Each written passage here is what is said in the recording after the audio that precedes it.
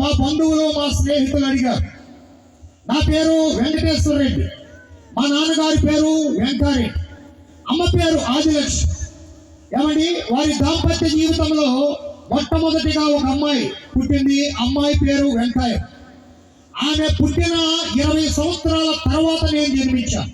అంటే మక్కకి నాకు మధ్యలో 20 సంవత్సరాల గ్యాప్ అన్నమాట. అంటే ఆమె పెళ్ళైపోయి ఆమెకు ఒక అబ్బాయి పుట్టిన తర్వాత మా వంశంలో వంశోద్ధారకుడు లేడే అని మా నాన్నగారు బాధపడే సమయంలో ఏమండి, దేవుడు తన నిత్య ప్రణాళిక చొప్పున ఆ కుటుంబంలో నన్ను ఇచ్చాడు.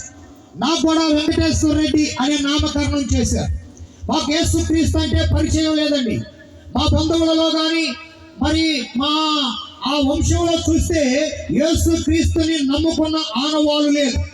మొట్టమొదటిగా యేసుక్రీస్తుని 1996వ సంవత్సరంలో ఒక రాత్రి వేళ ఒక క్రైస్తవ స్నేహితుడి యొక్క ప్రోత్సాహాన్ని బట్టి ఇలాంటి సభకు వెళ్ళి నేను కూడా దేవుని మాటలు విని ఆ రాత్రే నా హృదయం తెరవబడి ఆ ప్రియ యొక్క పాదాల మీద పడి పాప క్షమాపణ కొరకు కన్నీటితో వేడుకొని పాపముల నుండి విడుదల పొంది నిండు యవ్వన కాలంలో అనగా 22వ ఏట యేసుక్రీస్తుని నా సొంత రక్షకునిగా ప్రభునిగా నేను అంగీకరించాను. ఇప్పుడు 50 సంవత్సరాల వయసులో ఉండి ఈ సందేశాన్ని మీకు అందిస్తూ ఉన్నాను.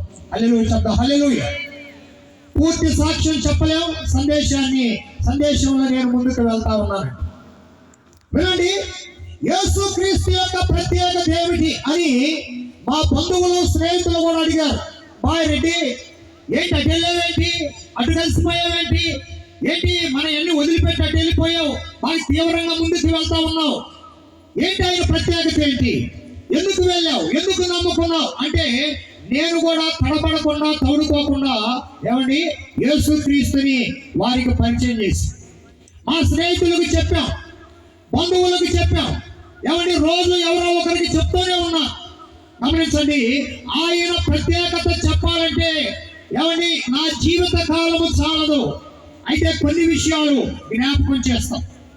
యేసుక్రీస్తు యొక్క ప్రత్యేకత ఏమిటి అనేది మనం ఆలోచన చేస్తే గమనించండి, యేసుక్రీస్తు ప్రపంచాన్ని అత్యధికముగా ప్రభావితము చేసిన ఒక 10 మంది ఫొటోస్ 11, 12, 13 డేట్ గుర్తుపెట్టుకోండి.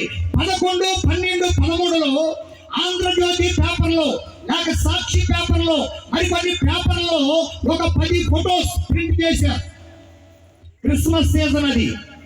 ఆ 10 మందిలో ఏమండి